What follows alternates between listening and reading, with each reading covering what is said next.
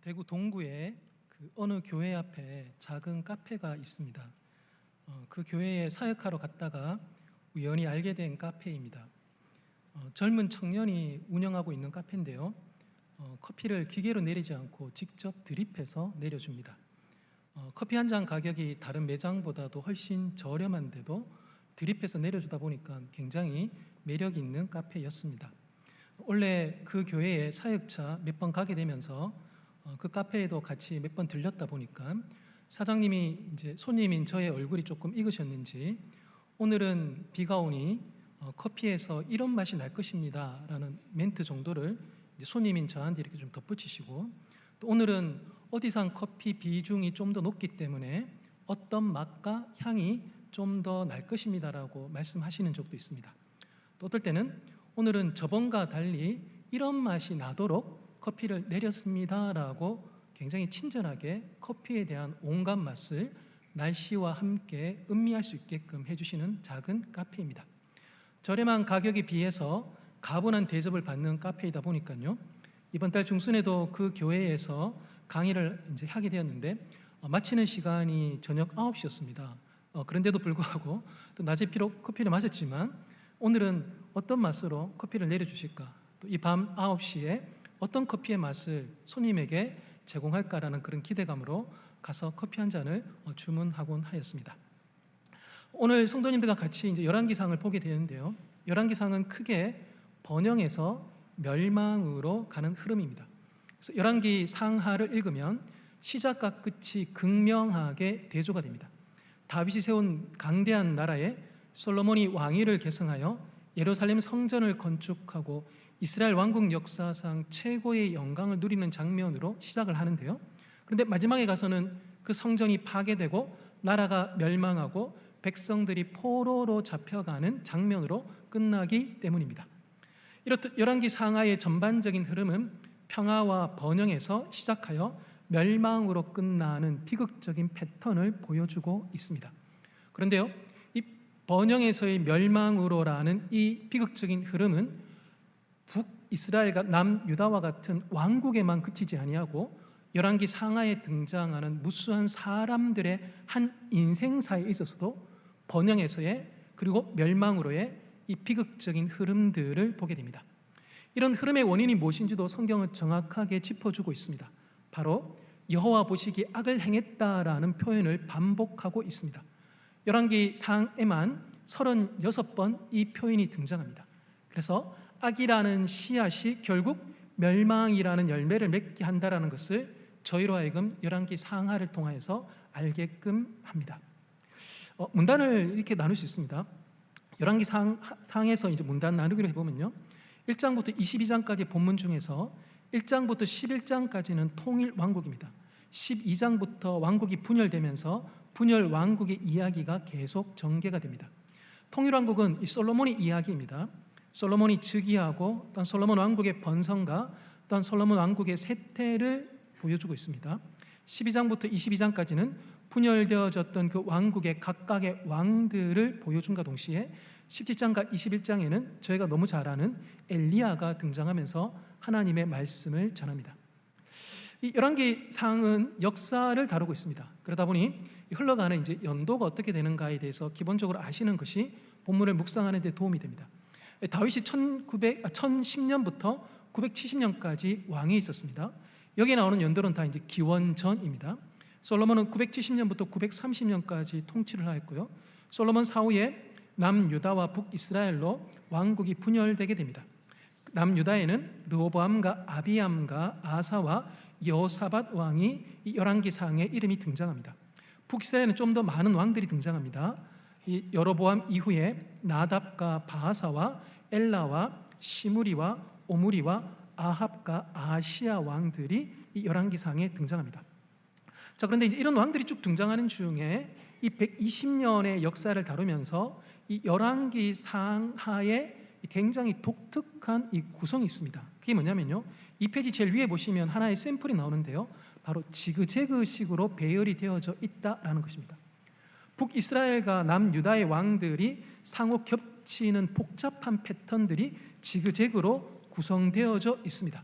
그래서 남유다의 어떤 왕을 이야기하고 난 다음에 그 왕의 통치 기간 동안에 존재했던 북이스라엘 왕들임에도 불구하고 남유다 왕들의 이야기가 다 끝나고 난 다음에 다시 북이스라엘로 돌아가서 이야기를 전개를 합니다. 그 대표적인 방식이 이제 그 내용을 보여주는 게 열왕기상 15장과 16장인데요. 거기 표를 보시면 열왕기상 15장 9절부터 24절까지는 남유다의 아사 왕에 대한 이야기를 쭉 적고 있습니다. 자, 그런데 아사 왕이 통치했던 것이 911년부터 870년입니다. 자, 그런데 그 북이스라엘의 왕들을 보시면요, 나답과 그 마지막에 있는 아합 왕 때까지 아사 왕이 남유다의 왕이었습니다. 그래서 남유다의 아사 왕 통치 900년에 있었던 남왕국과 북왕국의 이야기를 적는 방식이 아니라 아사 왕의 이야기를 다 하고 난 다음에 다시 시간을 거꾸로 올라갑니다. 그래서 시간이 다시금 거꾸로 올라가서 아사 왕의 이야기는 870년으로 해서 15장 24절에서 끝을 맺지만 다시 15장 25절에서 시간을 거꾸로 올라가서 910년으로 올라가 나답 왕, 북이스라엘 나답 왕부터 한 명 한 명 이렇게 짚어 나아갑니다.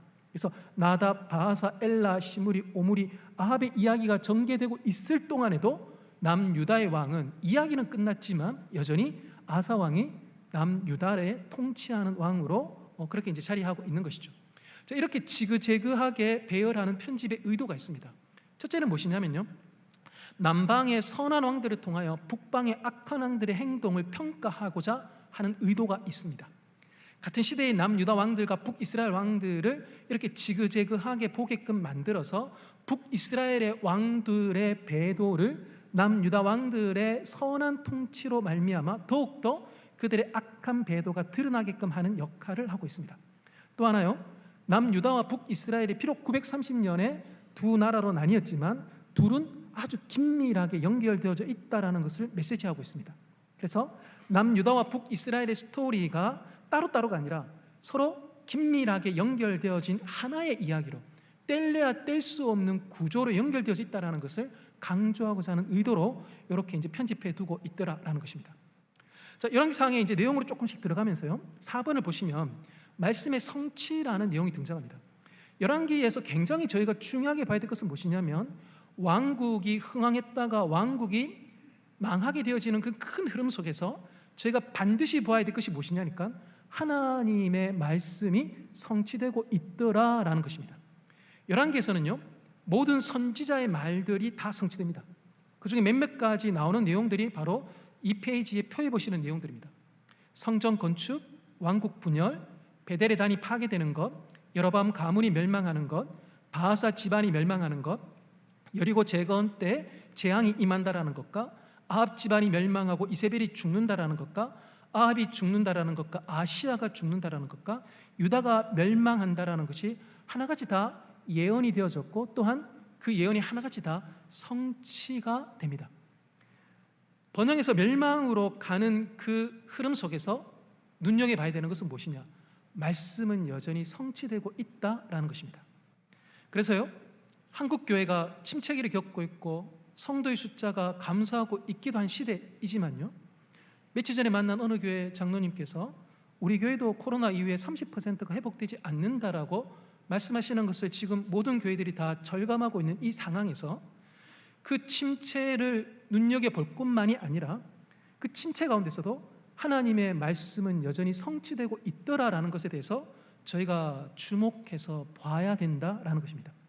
교회는 침체되어서 갈 수 있습니다. 그렇지만요, 하나님의 나라와 하나님의 말씀은 결코 쇠하지 않습니다. 비록 교회의 활동은 약화되어져 갈 수 있을지는 모르겠지만 하나님 말씀은 결코 쇠하지 아니하고 침체되어져 가는 그 순간에도 하나님의 이 생명의 말씀은 열매 맺고 있더라라는 것입니다. 그래서 열왕기의 이 역사를 통해서 저희가 통탄하며 어찌 이럴 수 있는가에 대해서 마음 아파함과 동시에 하나님의 말씀이 이루어지고 있다는 것, 그게 오늘 이 시대를 살아가고 있는 성도들이 매일의 묵상을 통하여 예배를 통하여 하나님 말씀을 단단히 붙들어가야 될 근거가 되고 이유가 되며 또한 소망이 될 것입니다. 열왕기에는 많은 사람들이 등장합니다. 그래서 이 페이지 그 하단에 보시면요, 열왕기의 사람들이라고 해서 꽤나 많은 사람들의 이름을 제가 옮겨두었습니다. 첫 번째 분류할 수 있는 사람들은 어떤 사람들이냐니까요, 바로 이 선을 넘는 사람들입니다. 좀 달리 표현해 본다면 말씀을 업신여기는 사람들이고요, 또한 권력에 취한 사람들이고, 또한 초심을 잃은 사람들이고, 바울이 로마서에 썼던 표현을 빌린다면 그 마음에 하나님 두기를 싫어하는 사람들이 열왕기에 쭉 이렇게 등장합니다. 그 중에 몇몇 사람들을 살펴보면요, 첫 번째는 바로 아도니아입니다. 아도니아는 그 다윗의 아들인데, 이 다윗이 이제 몸이 늙어지고 약화되다 보니 자신이 가지고 있는 조건과 외모라면 내가 왕이 될 만하다라고 말하면서 왕이 스스로 왕이 되려고 덤벼들었던 사람입니다. 그러다가 나중에 이 밧세바를 찾아가서 다윗을 시중 들었던 아비삭을 달라라고 요청합니다. 아비삭은 분명히 그 다윗의 후궁은 아니었지만 마지막 다윗의 동반자로서 다윗과 깊이 연관되어 있었기 때문에 아비삭을 달라라는 것은 다윗의 후궁을 달라는 것과 별반 다르지 않습니다. 그래서 아도니아는 이 선을 넘는 사람이었습니다. 두 번째 사람은 누구냐? 시므이입니다. 이 사람은 사무엘 하에도 등장하는 사람인데요, 다윗이 도망갈 때 등장했던 한 사람인데, 이 시므이가 이 솔로몬이 왕이 되고 난 다음에는 예루살렘에 가택 연금을 당하게 됩니다. 그런데 몇 년이 지나고 난 다음에 자기의 종이 도망가고 그 종을 잡겠다면서 예루살렘을 벗어나게 됩니다. 종을 잡는 일은 자기의 수하를 시켜도 되는데 굳이 시므이가 직접 예루살렘을 벗어납니다. 왕이 그어두었던 그 선을 넘는 모험을 하는 것이죠. 다윗을 업신여겼던 이 사람은 다윗의 아들 솔로몬의 권위도 업신여기다가 결국 유명을 달리하게 됩니다. 세 번째 사람은 너무 잘 아시는 솔로몬입니다. 솔로몬 칭송할 바는 되게 많습니다. 그렇지만요, 솔로몬도 말씀의 선을 넘는 사람에 분류가 됩니다. 그는 왕에 대한 신명기의 모든 말씀을 다 어겼습니다. 군마를 많이 가지지 말고 많은 아내를 두지 말고 은과 금을 너무 많이 모으지 말라라는 것이 신명기의 왕들에 대한 분명한 요청 사항이었습니다. 그렇지만요, 솔로몬은 이 모든 것을 다 어깁니다. 은과 금을 많이 가지고 군마를 모으고 많은 아내를 둡니다. 선을 넘는 사람입니다. 솔로몬의 아들 남유다의 첫 번째 왕이었던 그 르호보암 역시 선을 넘습니다. 백성을 섬기라고 하나님이 세운 이스라엘 왕들입니다. 이스라엘 왕들의 최고의 일은 무엇이냐? 백성을 섬기는 겁니다. 그런데요, 이 르호보암은 폭군과 같은 애굽의 군주의 모습을 취하면서 백성들을 강제 노역으로 그렇게 인도합니다. 그 다음 여로보암입니다. 북이스라엘의 첫 번째 왕인데요, 이 사람도 참 많은 선을 넘습니다. 먼저는 금송아지를 만들어서 베델과 단에 둡니다. 그리고 레위 자손 아닌 보통 백성으로 제사장을 삼습니다. 그리고 아무 근거가 없음에도 불구하고 8월 15일에 절기를 정하여 그 절기를 지키게끔 만듭니다. 하나같이 다 선을 넘는 행동들입니다. 그리고 이 열왕기상 13장에 보시면 익명의 하나님의 사람이 나옵니다. 이 사람은 굉장히 능력자입니다. 그 사람이 한마디의 말로 여로보암 왕의 손을 말라버리게 할 정도의 능력자입니다. 그런데 이 사람이 여로보암에게 보냄을 받을 때 하나님께 분명히 받았던 부탁이 있습니다. 그게 뭐냐면 떡도 먹지 말고 물도 마시지 말고 너 갔던 길 말고 다른 길로 돌아오라라는 분명한 부탁을 받았습니다. 자, 그런데 이 익명의 하나님의 사람에게 다가온 베델의 늙은 선지자가 있습니다. 그 사람이 이 익명의 하나님의 사람을 유혹합니다. 결국 이 하나님의 사람은 그 늙은 선지자의 유혹에 넘어가 버리게 됩니다. 이 사람은요, 끝까지 단호한 모습으로 하나님의 말씀을 따라갔어야 되는데 그러하지 못해버립니다. 그래서 명백하게 상충되어지는 예언을 듣고도 별다른 확인을 하지 아니한 채 자신이 직접 들은 하나님의 말씀보다 간접적으로 전해진 불분명한 예언을 더 믿으면서 결국 운명을 달리하게 되어진 사람, 그 사람이 바로 13장에 나오는 익명의 하나님의 사람입니다. 이 사람도 선을 넘지 않다가 늙은 선지자 유혹에 선을 넘으면서 선을 넘는 사람의 이 대열에 합류하게 됩니다. 그 다음 너무 잘 아시는 그 아합과 이세벨입니다. 나봇을 죽여 나봇의 포도원을 뺐습니다. 뺏고 탐하고 살인하는 것도 너무너무 큰 일이지만 이 아합과 이세벨은 조상의 유사하는 친족 외에 파는 것이 금지되어진 레위기와 민수기의 말씀을 금해버립니다. 이 선을 넘어버립니다. 그래서 이 아합과 이세벨도 하나님의 말씀의 선을 넘는 일에 동참하게 되는 것이죠. 그리고 16장에 보시면 베델 사람 히엘이라는 사람이 등장합니다. 이 사람은 어떤 일을 했냐니까요, 여리고성을 건축합니다. 그런데 여호수아서에서 여리고성을 분명히 건축하면 안 된다라는 경고의 말씀이 있습니다. 아주 오래전에 경고의 말씀이었던 거죠. 자, 그 여리고성을 건축하면 맏아들과 막내 아들을 잃게 될 것이라는 것이 여호수아서에 분명히 기록되어져 있던 경고의 말씀이었습니다. 그런데 수백 년의 시간이 흘렀다 보니까요, 이 베델 사람 히엘은 그 예언의 말씀을 무시한 채 여리고성을 건축하다가 맏아들 아비람을 잃게 되고 그 성문을 세울 때에 막내 아들 수굽을 잃게 됩니다. 이 사람도 말씀을 가볍게 여기고 명령을 무시하며 선을 넘다가 큰 일을 당하게 됩니다. 마지막으로 선을 넘는 사람 중에 어떤 사람이냐니까요, 12장에 나오는 그 해중들이 있습니다. 개역개정에 해중들이라고 이렇게 나오는데요, 이 사람들은 어떤 사람들이냐니까 이 르호보암에게 가서 우리의 고역과 멍에가 너무 무거우니 좀 그 무거운 짐을 좀 덜어주면 좋겠다라고 요청하던 사람들이었습니다. 자, 그런데요, 이 사람들이 르호보암을 찾아가서 우리의 이 무거운 짐을 좀 가볍게 해주면 좋겠다라는 그 요청을 했는데, 이건 어찌 보면 굉장히 지극히 정상적이고 합리적인 요청으로 보입니다. 자, 그런데요, 그 와중에 이 해중들이 슬쩍 묻혀서 이 르호보암에게 하는 그런 압박이 있습니다. 그게 뭐냐면요, 당신이 이 짐을 덜어주면 우리가 당신을 왕으로 인정하겠다라는 조건을 답니다. 이게 선을 넘는 겁니다. 이스라엘의 왕은 해중이 세우지 않습니다. 이스라엘의 왕은 하나님께서 택하시고 하나님께서 세우시는 것이 바로 이스라엘입니다. 하나님의 통치입니다. 그런데 이 해중들이 자기들의 그 머릿수로 말미암아 우리가 당신이 왕됨에 지지할 테니 우리의 짐을 덜어달라라는 그런 딜을 하면서 하나님의 왕권에 대해서 선을 넘는 일들을 보여주고 있습니다. 이렇게 선을 넘는 사람들이 많이 나오는 중에 이 사람들이 망각하고 있는 것이 하나 있습니다. 거기 3페이지 보시면요, 중반에 그 16장 2절 쉬운 성경을 제가 옮겨두었습니다. 거기 이렇게 나옵니다. 너는 아무것도 아니었는데 내가 너를 높여서 내 백성 이스라엘의 지도자로 삼았다라고 나와 있습니다. 이 말씀은 16장에 북이스라엘의 바하사 왕에게 하시는 말씀입니다. 그런데 이건 선을 넘는 모든 사람들에게 하나님께서 하시는 말씀과 똑같습니다. 너희가 아무것도 아니었는데, 이게 그들이 늘 잊고 있던 내용입니다. 자, 이 16장 2절의 쉬운 번역은 너희가 아무것도 아닌 존재였다라고 말을 하는데요, 개역개정에서는요, 내가 너희를 티끌에서 끌어들였다. 그리고 새 번역은요, 내가 너를 먼지 속에서 이끌어내었다. 그리고 공동 번역은요, 내가 너를 잿더미에서 뒹굴고 있을 때 너를 뽑아 너를 세웠다라고 말씀하고 계십니다. 이스라엘이 왜 그렇게 선을 넘습니까? 왜 사람들이 그렇게 자기 마음속에 하나님 두기를 싫어합니까? 왜 그렇게 권력에 취하며 말씀을 그렇게 헌신짝 버리듯이 버리게 되는 겁니까? 자기의 이전의 삶과 이전의 존재가 어떠했는지에 대해서 완전히 망각하기 때문입니다. 바울이 에베소 2장에서 허물과 죄로 죽었던 자들이라고 분명하게 말을 합니다. 예수 그리스도의 십자가가 아니었다면, 그분이 오시지 않고 그분이 희생하지 아니하셨다면, 우리를 불러주지 아니하셨다면 저희는 지금 있을 자리가 어디냐? 티끌이고 먼지고 잿더미입니다.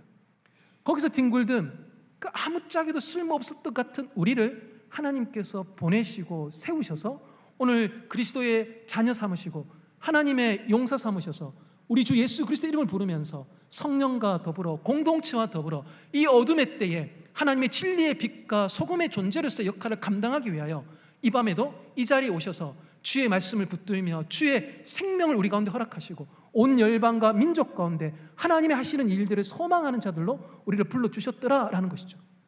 우리가 가지고 있는 것이 하나도 우리에게서부터 존재한 것이 없습니다.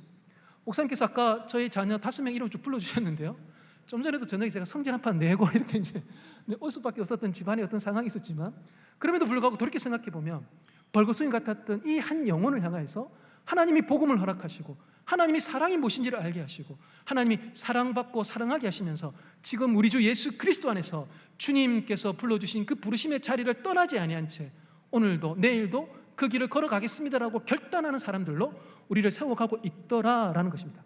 성도님들, 여기 앞에 젊은 청년들로 보이는 일군의 무리들이 있습니다. 얼핏 보기에 이제 20대 정도로 이렇게 파악이 됩니다. 10대는 아니죠. 20대로 파악이 됩니다. 저희가 보기에 저 형제 자매들이 굉장히 귀한 건 맞습니다. 근데요, 한편으로 저들이 가지고 있는 어리석음이 있습니다. 미숙함이 있습니다. 그런 걸 생각해 본다면 젊음이 참 아깝다라는 그 말에 한 표 던질 것 같긴 합니다. 자, 그런데요, 저들이 비록 미숙하고 어리고 연약한 듯 보일지 모르겠지만 그럼에도 불구하고 저들을 무시할 수 없습니다. 왜냐하면 하나님께서 저들에게 우리에게 하셨던 일보다도 더 크신 말씀의 성취의 일들을 행해 나가실 그 은혜의 주님이 저들과 함께 하시고 있기 때문인 것이죠. 하나님이 우리와 함께 하시기 때문에, 하나님이 우리를 떠나지 아니하시기 때문에, 하나님의 그 언약의 말씀 때문에 내가 오늘 여기 있는데도 불구하고 내가 뭔가 되는 것처럼, 내가 뭔가 가졌으니, 내가 뭔가 이루었으니 라고 말을 하면서 선을 넘고 넘었다가 들어왔다가 넘었다가 들어왔다가 결국엔 넘어서 들어오지 않는 솔로몬처럼 우리도 그렇게 되어져 갈 수 있더라라는 것입니다. 말씀에 선을 넘는 사람들이 굉장히 잘하는 말이 있습니다. 이게 무슨 말이냐면요, 이 말입니다. 내가 누군데입니다. 네. 그 말 이렇게 움찔 안 하십니다. 어깨 힘 팍 주셔가지고 어깨 딱 찢기시고 배 좀 내밀으시고 내가 누군데 이렇게 얘기하십니다. 내가 누군데, 우리 집안이 어떤 집안인데, 우리 아들이 어떤 아들인데, 우리 교회가 어떤 교회인데, 이런 말들을 굉장히 잘하십니다. 성도님들, 잊으시면 안 됩니다. 우리 자신이, 우리 가정이 뭐라도 된 것처럼 생각하시면 안 됩니다. 그러면 선을 넘게 되어져 있습니다. 절대로 말씀의 선을 넘으시면 안 됩니다. 아담 이후로 그 누구도 말씀의 선을 넘는 그 도박에서 성공한 사람들이 없습니다. 살아 돌아올 수 없습니다. 말씀의 선 안에 머무는 것, 그리하여 내가 아무것도 아닌 존재인데 내 모든 것이 주님으로부터 말미암았다라는 그 고백을 날마다 잊지 않고 견지해 나아가는 것, 그게 오늘도 우리가 살아갈 유일한 길이라는 것을 분명히 마음속에 새기시는 이 밤 되시면 좋겠습니다. 두 번째 부류의 사람들은 위협을 무릅쓰는 사람들입니다. 이제 나단하고 오바댜하고 엘리야하고 미가야라는 사람을 볼 텐데요, 이 위협을 무릅쓰는 사람들은 이렇게도 말할 수 있습니다. 대세가 아니라 대의를 따르는 사람들입니다.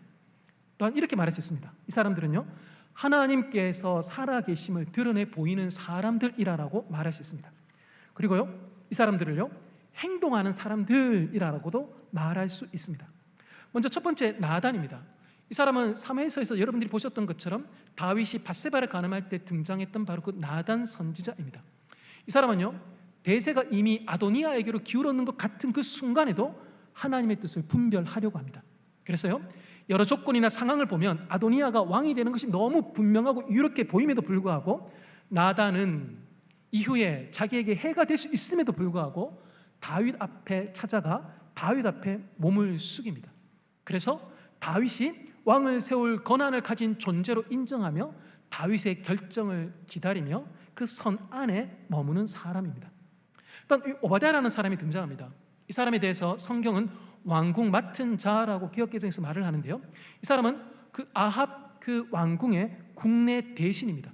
이 사람이 어떤 일을 했냐니까요, 여호와의 선지자 100명을 굴에 숨겨 떡과 물을 제공하는 엄청난 일을 했습니다. 요즘으로 치면요, 공산주의 정권 하에 지하교회 지도자 100명을 숨겨두는 것과 같은 놀라운 일을 한 사람, 그 사람이 바로 이 오바댜입니다. 위협을 무릅썼죠. 또 한 사람 엘리야가 있습니다. 엘리야는 절대 권력자인 아합의 잘못을 지적합니다. 이거 쉽지 않습니다. 네, 쉽지 않습니다. 정말 쉽지 않습니다. 제가 성서유니온에 있고 선교단체들이 굉장히 인격적인 그리고 상호 평등한 리더십을 많이 추구하지만 그럼에도 불구하고 상위 리더에게, 전국 대표에게 제가 뭐 하나 건의한다라는 게 굉장히 마음 단단히 먹고 해야 될 쉬운 일이 아닙니다. 한국 문화가 그렇습니다. 제가 김상희 목사님하고 몇 번 식사하면서 굉장히 인격적인 분을 알게 되었지만, 목사님 그러시면 안 됩니다라는 말을 한다라는 것은 이건 제 목에 칼을 놓는 것과 똑같은 일입니다. 목사님은 그러시 아니하시겠지만 그만큼 굉장히 건의자에게 무엇인가 잘못되었습니다라고 말한다라는 거, 이거 정말 쉽지가 않습니다. 그런데요, 엘리야는 절대 권력자인 아합의 잘못을 지적합니다. 그리고 잘 아시는 것처럼 그가 바알 선지자 450명과 아세라 선지자 이 400명하고 갈멜산에서 맞대결하면서 위협을 무릅쓰는 일에 머뭇거리지 않습니다. 마지막 사람은 바로 이제 미가야입니다. 미가야는 이 여호사밧과 아합이 전쟁을 앞두고 있을 때 하나님의 예언을 들으려고 선지자 400명을 불렀는데, 그 예언자들은 하나같이 다 이 여호사밧과 아합이 전쟁에서 이긴다라고 예언합니다.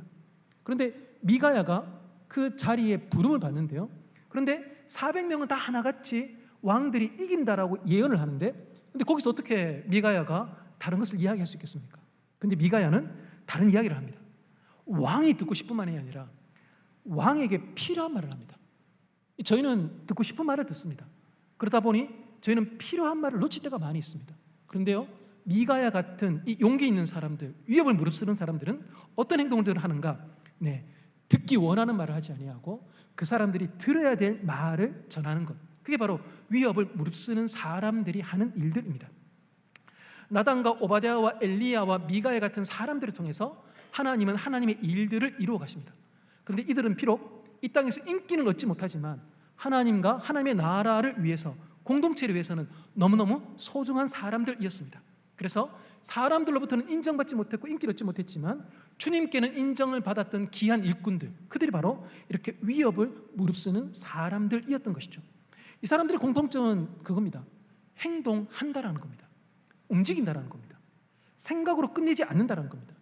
옳은 일을 마음으로만 지지하며 끝내지 아니하고 그 일이 반드시 우리 가운데 이루어지도록 구체적으로 행동했던 사람들, 바로 이 사람들입니다. 구약에서 또한 신약에서 예수님께서 거듭 말씀하시는 것처럼 마음과 뜻과 힘과 정성과 생명을 다하여 주님 사랑하겠다라고 온 몸을, 온 인생을 불살라 던졌던 존재, 그들이 바로 이 위협을 무릅썼던 사람들입니다. 대단하지 않습니까? 저희가 10대 1로 20대 1로 전설과 같은 주목 쓰신 분들이 있습니다. 그런데요, 이 하나님의 사람들은 400대 1과 850대 1, 그리고 아합의 통치 가운데서 내 혼자서 100명의 여호와의 선지자들을 간수하며 돕는 일들을 해내고 있는 사람들입니다. 성도님들, 우리의 존재감을 너무 약하게 생각하지 마십시오. 우리 한 사람이 100명을 감당하고 우리 한 사람이 1000명을 감당할 수 있다는 구약의 말씀을 그냥 가시적인, 그냥 되어져 볼 만한, 소망할 만한 일들로 끝내지 마십시오. 이 말씀은요, 우리 가운데 이루어질 수 있는 일들입니다. 우리 한 사람이 능히 10명을 감당하고 100명을 감당하고 일당백으로 일당천으로 하나님의 일들을 행해 나아가는 그 역할로 우리는 부름받았습니다. 우리 능히 그런 일들을 행할 수 있는 것이죠. 우리가 위협을 무릅쓴다면, 우리 주님의 인도하심을 따라서 머뭇거리지 아니하고 하나님께서 가라 하시는 곳에 간다면, 행동한다면 우리 역시 이들처럼 우리를 통해서 일으키시는 하나님의 놀라운 일들을 보게 될 것이다 라는 것입니다. 자, 이제 저희가 살펴볼 두 명의 사람이 있습니다. 바로 이 솔로몬하고 그리고 이 엘리야입니다. 굉장히 급하게 지금 가고 있습니다. 이 솔로몬하고 엘리야를 보기 위함입니다. 이 솔로몬하고 이 엘리야를 통하여서 저희가 이 열왕기 상에서 하나님이 저에게 주시는 교훈이 무엇인지를 좀 세밀하게 살펴보고자 합니다. 먼저 이 솔로몬입니다. 솔로몬에 대해서 3페이지에서 저는 하나님의 사람 솔로몬이라는 타이틀을 붙여두었고 4페이지에서는 선을 넘는 솔로몬이라는 타이틀을 붙여두었습니다. 솔로몬은요, 번영에서 멸망으로 가는 이스라엘의 왕국의 역사의 흐름처럼 한 개인도 번영에서 멸망으로 갈 수 있다는 것을 보여주는 굉장히 중요한 하나의 샘플 같은 존재입니다. 이 하나님의 사람으로서 솔로몬이 보여주는 참 귀한 모습들이 많이 있었습니다. 그 중에 몇 가지가 있는데요. 첫째는 뭐냐? 이 사람은 부족을 해결해 나아가는 사람이었습니다. 지혜가 부족한 개인적인 문제가 있을 때 솔로몬은 이를 하나님께 기도함으로 해결합니다. 일단 성전을 건축하기 위해서 건축 자재와 이를 다룰 사람이 부족한 공동체적인 부족의 문제에 있어서 이 사람은요, 두로왕 히람에게 필요한 것들을 요청함으로 문제를 해결합니다. 성도님들, 이렇게 교제를 하다 보면 그 자신의 부족함 가운데 머물러 계신 분들이 있습니다. 무엇 때문에라고 나름 탓할 만한 핑곗거리들을 가지고 거기에서 더 이상 한 걸음 나아가지 못하시는 분들을 보게 됩니다. 그런데요, 솔로몬도 매번 다르지 않습니다. 개인적으로도 부족한 것이 있었고 공동체 전체적으로 어떤 사역을 일으키고자 하는데 부족한 것이 있었던 사람입니다. 그 상황 가운데 리더십을 발휘했던 사람이었습니다. 그런데요, 그 사람은 탓하지 않습니다. 내가 지혜가 부족하니까 우리에게 건축 자재가 없고 우리가 건축 자재의 나무가 날 만한 자연적인 환경이 아니라는 것을 탓하면서 하나님께서 그에게 부여하신 일들을 하는 일에 문제 삼고 머뭇거리지 않습니다. 성도님들, 저에게 주신 사명을 수행하다 보면요, 우리의 통제를 벗어나는 어쩔 수 없는 상황 가운데 놓일 때가 있습니다. 그럴 때 어떻게 하십니까? 보통 한 발 뒤로 빼시는 것들을 보게 됩니다. 그럴 때 우리는 솔로몬을 기억할 필요가 있습니다. 우리의 부족함 가운데서도 하나님께 기도할 수 있고 우리의 부족함 가운데 동력자를 통하여 또는 까마귀를 통해서 하나님께 행하실 일들이 있을 것이다라는 것을 저희가 기대할 수 있다라는 것이죠. 또한 솔로몬은 듣는 사람입니다. 이 사람은 아무 도움을 받을 수 없는 지극히 가난한 사람들의 하소연에 귀를 기울입니다. 사회적으로 지위가 낮았던 창녀가 왕 앞에서 재판을 받는다는 것 자체가 평범하지 않습니다. 솔로몬은 가장 낮은 계층의 목소리까지 듣는 왕이었습니다. 솔로몬이 왕으로 있는 나라는 소외되고 연약한 사람들이 말을 할 수 있는 나라였습니다. 왜냐하면 왕이 말을 들어주기 때문입니다. 류시아라는 시인이 있습니다. 이분이 그 엮은 책 중에 그 무소유로 유명한 법정 스님의 잠언집이 있습니다. 책 제목은 살아있는 것은 다 행복하라라는 책입니다. 이 책에 보면 한 이야기가 나오는데요, 어떤 어머니에 대한 이야기입니다. 이 어머니가 아들이 있는데 아들이 이제 외국 유학을 다녀왔습니다. 그러다 이제 군 입대를 준비하고 있는데 아들이 갑작스러운 심장 마비로 인해서 이 생을 마감하게 됩니다.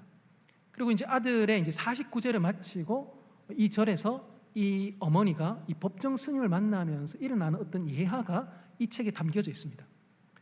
그 책의 내용을 제가 조금 읽어보면요, 그때 스님은 단 한순간도 그 여인을 소홀히 하지 않았다. 사실 그 자리에는 모처럼 산을 내려온 그를 만나기 위해 여러 사람이 자리를 함께하고 있었다. 그러나 투명한 오라가 두 사람을 감싸고 있는 것처럼 그는 한순간도 그 여인에게서 눈과 귀를 떼지 않았다. 바로 옆에 앉은 나조차도 그곳에 끼어들거나 방해할 수가 없었다. 그 강렬한 집중이 아마도 그녀의 슬픔을 위로하고 나아가 그것을 삶의 한계에 대한 이해로 승화시켰는지 모른다라고 이 류시아 시인이 이렇게 글을 적고 있습니다. 그러면서 이 류시아 시인이 이렇게 덧붙입니다. 곁에 앉은 이조차 감히 들어갈 엄두를 못 낼 만큼 배타적인 그러한 완벽한 경청이라고 이 법정 스님이 아들을 잃은 이 어머니의 슬픔을 듣는 장면을 그렇게 평가합니다. 곁에 앉은 이조차 감히 들어갈 엄두를 못 낼 만큼 배타적인 그만큼 온전한 경청입니다. 여러분, 혹시 이런 경청을 누군가로부터 배려받아 보신 적 있으십니까? 이런 강렬한 집중으로 내 이야기에 귀 기울여주는 사람을 만나본 적 있으십니까? 만일 그가 대통령인데, 그가 대구시장인데, 그가 굉장한 기업체의 사장이고 CEO인데 그가 온갖 집중을 다하여 배타적일 만큼 온전한 경청으로 내 이야기에 귀를 기울여준다? 그런 경험 해보신 적 있으십니까? 솔로몬이 다스리는 나라는 그런 경청을 왕이 하고 있는 나라였습니다. 솔로몬은 또한 잘 아시는 것처럼 기도의 사람입니다. 8장의 성전에서 드리는 기도가 대표적인데요, 이 유명한 기도의 굉장히 중요한 특징은 뭐냐? 포괄성입니다. 포괄성. 먼저는 기도하는 이들이 굉장히 포괄적입니다. 하나님께 나아가지 못할 사람이 없다라는 것을 솔로몬은 기도 가운데 알려줍니다. 또 하나, 기도 제목이 굉장히 포괄적입니다. 하나님께 기도하지 못할 제목이 없다라는 것을 솔로몬은 자신의 기도를 통하여 이스라엘 백성들에게 보여주고 있습니다. 자, 성도님들, 기도의 열정은 굉장히 중요합니다. 굉장히 기도의 목소리로 기도에 온 마음을 다하여 온 힘을 다하여 진을 빼듯이 기도하는 것 너무너무 소중합니다. 그런데요, 또 하나 잊어서 안 되는 게 있습니다. 기도의 확장성입니다. 내 기도인데요, 내 기도가 아닌 단계까지 들어가셔야 됩니다. 내 입술이고 내 언어인데 내 입술에 내가 아니라 온 열방과 민족과 그 사람은 나를 모르지만 내가 신문에서 봤던 다른 나라에, 우리나라에, 우리 교회에, 내 이웃에 그 아픈 사람들을 위한 기도, 내 기도지만요, 내 기도가 아닌 것이 바로 우리의 기도의 자리인 것입니다. 기도의 열정만큼 중요한 것이 기도의 확장성인데요, 또 하나 이 솔로몬의 기도를 통해서 배울 수 있는 것은 무엇이냐면 바로 기도를 통하여서 우리로 하여금 하나님은 겸손하기를 원하신다라는 것입니다. 8장에 솔로몬이 이 성전을 드리면서 봉헌하는 그 긴 기도의 처음과 끝을 보면 놀랄 만한 장면을 보게 됩니다. 무엇이냐면요, 처음 기도 시작할 때 솔로몬의 자세는 이렇게 서서 기도하는 겁니다. 그런데요, 그 기도의 마지막에 솔로몬의 자세는 무릎 꿇어 있더라라는 것이 성경의 기록입니다. 기도하는 그 어느 중간에 솔로몬의 자세가 바뀌었던 거죠. 무릎을 꿇었던 겁니다. 온 간절함을 다하여 하나님 앞에 내가 아무것도 아님을 인정하며 그분만이 만왕의 왕으로서 지금 여기에 와 주셔야 된다라는 그 온전한 그 고백을 온 몸으로 표현해내는 것, 그게 이 솔로몬의 기도였던 것이죠. 서서 시작했던 그의 기도가 무릎을 꿇어 마치는 기도로 하나님 앞에서의 겸손함을 온몸으로 드러내는 기도를 했던 사람, 그가 바로 이 솔로몬이었습니다. 또 하나, 이 솔로몬은요, 4페이지 보시면 계획대로 일하는 사람이었습니다. 성전 공사가 진행되어서 갈 때에 성경이 거듭 이야기해 주는 것은 무엇이냐면요, 솔로몬은 설계되어진 대로 공사를 진행하고 있더라라는 것을 거듭 이야기합니다. 큰 것도 작은 것도, 사람들이 볼만한 것도, 구석에 있는 작은 도구들조차도 솔로몬은 계획되어진 대로, 설계되어진 대로 완공해 나아가고 있다는 것에 대해서 성경은 거듭 말을 해줍니다. 저희가 굉장히 잘 받는 유혹이 있습니다. 정확성보다는 신속성입니다. 더디게보다는 빨리입니다. 10년보다는 올해 안에입니다. 연말보다는 올 초입니다. 내일보다는 바로 이 순간입니다. 그게 우리의 마음이고 우리의 조급함입니다. 그러다 보니까요, 좋게 말하면 편법이고 나쁘게 말하면 불법을 동원하여서 우리는 뭔가를 빨리빨리 빠르게 가시적인 성과를 내려고 합니다. 그러다 보니까 저희가 왜 순살 아파트 요즘 이런 나오지 않습니까? 한국 사회가 한 번씩 그렇게 급성장하는 가운데 이면에 숨겨져 있었던 그런 문제의 아픔들이 드러나며 어떨 때는 사람이 다치기도 하는 그런 일들을 저희는 겪어왔었습니다. 솔로몬은요, 얼마나 조급했겠습니까? 얼마나 마음이 이 일을 빨리 이루고 싶었겠습니까? 좋은 의도로요. 그렇지만 그는 느리더라도 제대로 정확하게 일해갑니다. 그것만이 하나님의 성전을 가장 튼튼하게 짓는 방식이라는 것을 그는 너무 잘 알았기 때문입니다. 자, 그런데요, 이렇게 솔로몬의 이야기가 부족을 해결하고 듣고 기도하며 합장하며 무릎을 꿇으며 또한 말씀을 따라 설계도를 따라는 무슨 말입니까? 자기의 권위를 발동하지 아니하고 그 현장에 있는 담당자들에게 권한을 부여한다는 겁니다. 그들을 재촉하지 않는다는 겁니다. 가장 방법대로 정석대로 일을 해나가는 것에 대해서 그들을 존중해 주는 리더의 모습인 거죠. 자, 그런데 그렇게 계획대로 일하면서 모든 것들을 좋게 보여줬던 사람이지만요, 솔로몬의 종말은 좀 그러하지 않습니다. 솔로몬은요, 결국 선을 넘는 일들을 많이 행하게 됩니다. 거기 4페이지 2번을 보시면요, 선을 넘는 솔로몬 해가지고 몇 가지 항목들이 등장하고 있습니다. 꿈, 부, 여인과 지혜, 교역, 영토, 노동, 정책입니다. 자, 요 주제의 이야기들이 솔로몬의 초기에, 솔로몬의 후기에 비슷한 이야기가 반복된다는 것이 솔로몬 이야기의 특징입니다. 그래서 이 열왕기 저자가 유사한 이야기를 앞뒤 반복하여 둠으로 솔로몬이 이중적인 모습을 고발할 뿐만 아니라 솔로몬 역시 선을 넘고 있다는 것에 대해서 낱낱이 드러내어주고 있는 것이죠. 자, 여기 이제 꿈과 부와 여인과 지혜와 교육과 영토와 노동 정책이 나오는데요, 그 앞에 거를 보시면 주로 이제 3장과 8장에서 일어나는 사건들입니다. 이때는 굉장히 이제 빛 가운데 있습니다. 자, 그런데 9장과 10장이 넘어가면 솔로몬의 인생이 빛이 아니라 이 어둠이 이제 짙어지는 그런 장면들이 등장하게 됩니다. 솔로몬이 꿈꾸는 장면들이 등장하는데요, 첫 번째 꿈에서 솔로몬을 향하신 하나님의 경고의 내용이 등장하지 않습니다. 자, 그런데 9장의 두 번째 꿈에서는 긍정적인 약속보다 부정적인 경고가 더 비중이 큽니다. 하나님께서 이제 직접 이 솔로몬의 마음속에 어떤 지금 변동이 일어나는지를 보시고 경고의 메시지를 던지신 것이죠. 솔로몬이 되게 부했다라는 장면이 4장과 10장에 나오는데요, 첫 번째 4장에서는 솔로몬의 부에 대한 언급 가운데 중요한 단어가 등장합니다. 평화와 평안입니다. 솔로몬의 부가 평화와 평안을 이루는 데 쓰였던 겁니다. 자, 그런데 10장의 두 번째 부에서는 이 평화와 평안이라는 단어가 나오지 않습니다. 예루살렘의 은이 돌같이 흔하게 되었다고 말을 하지만, 근데 그 은 때문에, 그 흔한 은 때문에 백성들의 삶이 어떻게 평화로워졌는지에 대한 보고는 나오지 않습니다.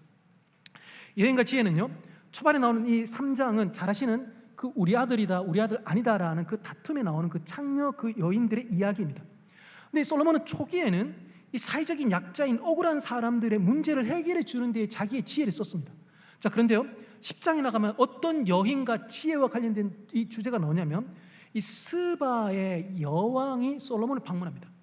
그가 솔로몬의 지혜에 감탄을 하면서 솔로몬에게 굉장히 많은 이 물품들, 금은들을 주게 됩니다. 솔로몬이 그의 지혜로 약자를 돕는 것과 솔로몬이 그의 지혜로 자신의 명예를 쌓아나가는 극명한 차이점들을 보여줍니다. 솔로몬의 교역하는 장면이 5장과 9장에 등장하는데요, 5장에서는 솔로몬이 두로왕 히람과 우호적인 이 교역 관계를 맺습니다. 그러면서 두 사람이 서로 침묵했다라고 성경은 말을 합니다. 그렇지만요, 9장이 넘어가면 두 사람의 관계가 불평등해집니다. 그러면서 히람이 거기에 불만을 가지는 모습을 보여주면서 솔로몬이 교역에 있어서 공정하지 않다라는 것을 지적합니다. 또한 다섯 번째는 영토인데요, 이 영토와 관련해서 이 4장에서는 솔로몬의 그 왕국이 유브라데 강에서부터 블레셋 사람의 땅까지 그리고 애굽 지경에까지 이르렀다라고 말하면서 아브라함 때부터 그리고 모세오경에서 주셨던 이상적인 이 이스라엘의 영토를 솔로몬이 구축하고 있다라는 것을 보여줍니다. 자, 그랬던 솔로몬이요 9장에 나와 어떤 일을 하냐니까 갈릴리 땅에 20개의 성읍을 히람 왕에게 넘겨버립니다. 이상적인 영토가 만들어졌는데 그 중에 일부분을 떼어버리는 어처구니 없는 일을 이 솔로몬이 하게 됩니다. 또 6번째로 솔로몬의 노동 정책입니다. 솔로몬의 그 5장에서의 노동 정책은 안식이 허락되어진 징용이었습니다. 그래서 한 달 일하고 2달 쉬게끔 해주었습니다. 그런데 두 번째 9장과 12장의 나중에 르호보암 때 백성들이 탄식하는 장면들을 보면요 거의 강제징용이고 노예 취급을 합니다. 그래서 첫 번째 때의 징용이 나오지 않던 단어가 두 번째 징용 때에 나오는데요 그게 뭐냐니까 바로 노예라는 단어가 등장합니다. 우리가 노예 취급 지금 받고 있더라라는 것이 백성들이 겪고 있던 상황이었던 것이죠. 그래서 노예 제도는 애굽에서 이스라엘의 삶을 상기시켜준과 동시에 신명기 기자가 그렇게도 비판했던 제도가 바로 노예입니다. 백성을, 성도를 노예로 부린다니, 그게 이제 솔로몬이 마지막에 보여줬던 실수였던 것이죠. 자, 이렇게 그 하나님의 마음을 담아 하나님께 기도하고 듣고 그리고 지경을 넓히며 사람들을 존중하고 하나님 말씀을 그렇게 따라가고 애썼던 솔로몬이 이후에 시간이 지나며 상황이 바뀌며 특별히 그의 손에 많은 것들이 쥐어지기 시작하면서부터 그는 많은 변화들을 보여주고 있습니다. 솔로몬에게 이런 일이 일어나고 있는 이유는 분명합니다. 그가 하나님의 말씀을 멀리하고 있었기 때문입니다. 거기 보시면 그 열왕기상 6장 12절과 13절 말씀이 나옵니다. 성도님들 이 말씀 같이 한번 읽어볼까요? 네, 열왕기상 6장 12절 13절 말씀 같이 한번 읽어보겠습니다. 읽겠습니다. 내가 지금 이 성전을 건축하니 내가 만일 내 법도를 따르며 내 율례를 행하며 내 모든 계명을 지켜 그대로 행하면 내가 내 아버지 다윗에게 한 말을 내게 확실히 이룰 것이요 내가 또한 이스라엘 자손 가운데 거하며 내 백성 이스라엘을 버리지 아니하리라 하셨더라. 이렇게 나옵니다. 이게 이제 하나님께서 지금 단도리 시키시는 거죠. 솔로몬 너 말씀 떠나면 안 돼. 요 말씀하시는데요. 이게 6장 12절 13절입니다. 자, 그런데 6장 14절에 어떤 내용이 나오냐니까요. 성전의 건축을 마치고 이렇게 나옵니다. 하나님께서 성전 건축을 마치는 그 지점에 솔로몬에게 주시는 조언이 무엇이냐니까요. 하나님의 말씀을 떠나면 안 된다라는 것이었습니다. 아셨겠죠? 보셨겠죠? 느끼셨겠죠? 그가 이후에 어떻게 변질되어져 갈 거라는 것을. 그래서 세워진 성전 안에 하나님의 말씀으로 채우지 않으면 안 된다라는 것을 성전 마감하는 그 시점에 수고했다라는 그 격려의 말보다 너 이제 앞으로 조심해야 된다는 이 말을 하나님이 솔로몬에게 던지고 있다라는 것이죠. 솔로몬에 대한 여러 책들이 있는 중에요 그 IBP에 보면 이 솔로몬 어떻게 유혹을 이길 것인가 라는 책이 있습니다. 이 책에서 이 저자는 이 솔로몬에 대해서 이렇게 얘기합니다. 솔로몬의 인생을 대형 참사로 이끈 것은 수많은 사소한 결정들이었다라고 이야기합니다. 솔로몬의 인생을 대형 참사로 이끈 것은 수많은 사소한 결정들이었습니다. 작은 소소한 선택들이 결국 솔로몬으로 하여금 하나님을 멀리하게끔 만들었습니다. 약간의 소소한 사치, 약간의 색다른 로맨스, 결국 이 약간의 소소한 색다른 이 유혹들이 결국엔 왕국의 분열이라는 엄청난 파괴적인 결과를 가져오게 되어졌던 것이죠. 솔로몬은요 결코 하나님 사랑하지 않겠다라고 결단한 적이 없었습니다. 다른 사랑할 만한 것들에 마음 뺏기면서 결국 어느새 하나님을 덜 사랑하게 되고 더 이상 하나님을 사랑하지 않는 지경에까지 가게 되어졌던 것이죠. 그래서요 솔로몬 어떻게 유혹을 이길 것인가라는 이 책에서 저자는 이렇게 조언을 합니다. 한 번 성공으로 평생을 사는 것이 아니라 매일 순종을 선택함으로 평생을 사는 것이다 라고 이야기합니다. 한 번 성공으로 평생을 사는 것이 아니랍니다. 매일 순종을 선택함으로 평생을 사는 존재, 그게 바로 우리이고 단 솔로몬이었어야 되어졌던 것이죠. 성도님들, 우리가 한 번 성공으로 평생을 살지 아니하고 매일의 순종을 선택함으로 평생을 살려면 어떻게 해야 될까요? 바로 요겁니다. 앞에 보시면 성전 그림이 하나 나올 건데요. 그 성전을 보시면 성전 출입구 옆에 기둥이 2개가 있습니다. 이 기둥은 야긴과 보아스입니다. 열왕기상 6장에 나오는 이제 기둥의 이름들입니다. 이 성전에 있는 이 2 기둥이고요. 야긴은 오른쪽에 있는 기둥이고 보아스는 왼쪽에 있는 기둥입니다. 야긴의 뜻은요, 그가 세운다입니다. 보아스의 뜻은요, 그에게 힘이 있다라는 겁니다. 그래서 저 성전을 출입하는 사람, 저 성전을 보는 사람들이 봐야 될 것이 무엇입니까? 기억해야 될 것이 무엇입니까? 바로 그에게 힘이 있다라는 것과 그가 세운다라는 것입니다. 자, 그런데요, 저 성전에 여호와 이름이 새기지 아니하고 만약에 솔로몬의 이름이 새겨진다면, 저 성전 기둥에 내 이름이 새겨진다면 그때부터 문제는 심각해져 가기 시작하는 것입니다. 누가 세우고 누구에게 힘이 있는지를 망각하면 그 사람은 결국 어제의 순종으로 오늘의 불순종을 위로 삼는 데까지밖에 가지 않을 것입니다. 그래서 나에게 있는 돈과 마병과 정략 결혼을 통한 동맹으로 내가 힘을 가지고 있고 그것이 내 나라를 지탱한다라고 생각하게 되어지면 결국 망하게 되는 것입니다. 우리가 날마다 잊지 말아야 될 것이 무엇인가? 열왕기 상하의 그 역사들을 보면서 야긴과 보아스, 그가 세운다, 그에게 힘이 있다는 것을 잊으면 안 된다는 것입니다. 성도님들, 맞아, 그러면 안 되지 생각하시지만요 여러분들의 기도는 무엇입니까? 여러분들의 인생의 기도는 무엇입니까? 여러분들의 가정의 기도는 무엇입니까? 여러분들이 섬기시는 교회의 기도는 무엇입니까? 야긴과 보아스가 맞습니까? 아니면 가장 영향력 있는 사람의 이름이 그 기둥에 새겨져 있는 것은 아니십니까? 그래서 우리 가정과 우리의 교회와 우리의 직장의 이 기둥은 돈과 힘과 인맥이라고 생각하시면서 우리도 어느샌가 넘지 말아야 될 그 선을 넘고 있는 것은 아닌가라는 것을 생각해 보셔야 되는 것이죠. 우리의 기둥은요, 야긴과 보았습니다. 이걸 잊지 않으셔야 됩니다. 이걸 잊지 않아야 우리를 찾아오는 그 무수한 유혹 앞에서도 내가 그 사람이 아니라 오직 그분에게만이 모든 것이 있고 그분에게만이 힘이 있다는 것을 알아 무릎 꿇어 기도하던 자가 서서 방종케 되어지는 것이 아니라 서서 방종케 되어졌던 자가 무릎 꿇어 기도하며 그분에게 힘이 있습니다라고 고백하며 오직 이 버러지 같은 인생 가운데 하나님 때문에 내가 여기까지 왔습니다라고 고백하며 모든 순간 매 순간이 은혜고 주의 도움이었다는 것을 생각하며 절대로 목을 곧게 하지 아니하고 내가 누군지 알아라는 그 어처구니 없는 태도로 세상을 살아가지 않게 될 것입니다. 성도님들, 잊지 마십시오. 야긴과 보아스가 우리가 세워가야 될 기둥입니다. 그 모든 자랑거리들을 그냥 떠나버리십시오. 우리가 이랬지, 우리가 이런 게 있었지, 그거 가지신들 뭐 하시겠습니까?